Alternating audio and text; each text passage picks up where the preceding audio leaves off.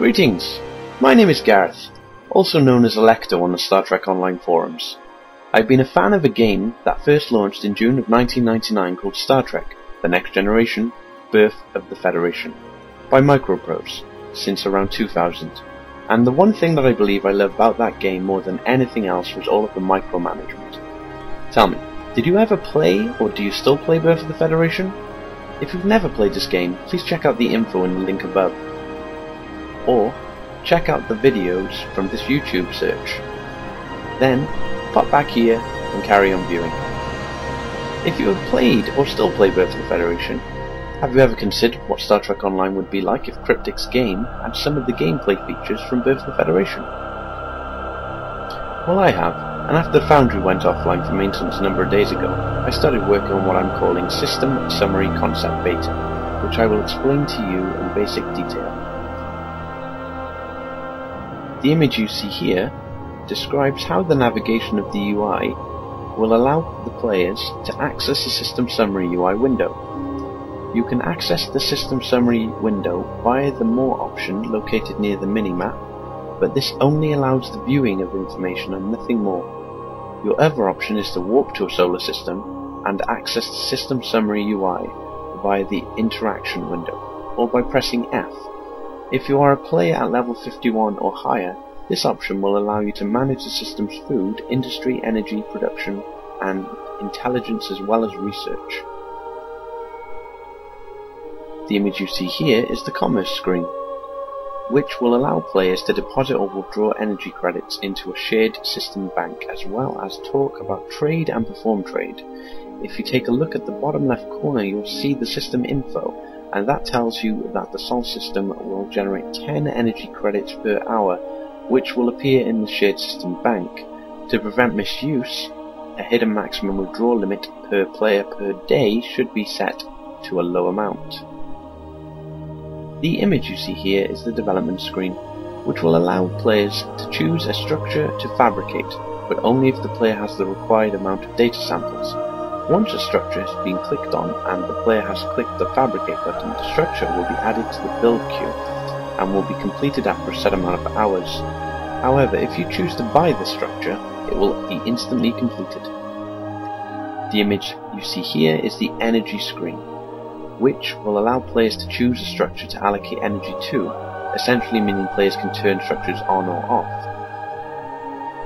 The image you see here is the intelligence screen, which will allow players to allocate a percentage of intelligence points to either internal security, sabotage, or espionage. This part of the System Summary Concept Beta is directly linked to the Duty Officer system. Players can also view information about other factions, information gathered by intelligence operations. The image you see here is the production screen, which will allow players to view how much food, industry, energy, intelligence and research is generated, as well as how many structures are available to allocate workers to from the labour pool. Looking at the system info below, you'll see that the Sol system has a population of 33 billion. I doubled that number to come up with the number for the labour pool, which basically means 0.5 billion equals 1 point to the labour pool. This may not sound right, but don't worry, all the numbers are subject to change. The image you see here is the research screen, which will allow players to allocate research points to specific structures. You can see in this image that 100% research is going towards upgrading the Type 8 automated farms to Type 9 automated farms, and when that's completed, automated farms will generate more food. If this System Summary Concept Beta were implemented into Star Trek Online, I would imagine that we would start with Type 1 structures. The image you see here is a structure screen, which will allow players to view all current structures that have been fabricated, and the bonuses those structures provide. Note that I added one button to allow the player to sell Type 8 plasma reactors, however this is to be determined, as allowing any level 51 player to sell structures could cause an issue. The image you see here is a System News loading screen, which, after loading data, will allow players to view all of the system's news. Viewing the commerce screen, I imagine news of which commodities are selling high or low in the system. Viewing the development screen, I imagine news of what has been recently fabricated. Viewing the energy screen, I imagine news of recent changes in energy allocation. Viewing the intelligence screen, I imagine news of recent intelligence operations, successes and failures. Viewing the production screen, I imagine news of recent changes in labour allocation. Viewing the research screen, I imagine news of recent changes to the allocation of research points, as well as recent breakthroughs.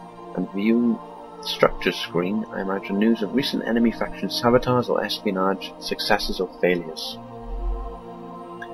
Okay, now you should have at least a basic idea of how this concept will work, or an even greater idea if you've played with the Federation. So, let's briefly give you an idea of how the duty officer system will come into play here. Each system within each faction will have a system summary, and this will give life and meaning to every single system. So now each system will have structures and players who manage the systems, which is completely optional, and players will have the duty officer system, which will hopefully eventually allow us to send officers on missions with the intent of sabotage. If successful, well, one faction is going to lose a structure or more on the targeted system, reducing bonuses, etc. The duty officer system will allow for espionage missions at launch, so that could eventually be adapted to allow players to gather all different kinds of data on the targeted enemy faction, such as the morale of their home system, or how many automated food structures are on System X, for example. I think I've pretty much covered everything now, so please bear in mind how much work has gone into this, and discuss the concept constructively. Thanks for your time, and thanks for viewing. Goodbye.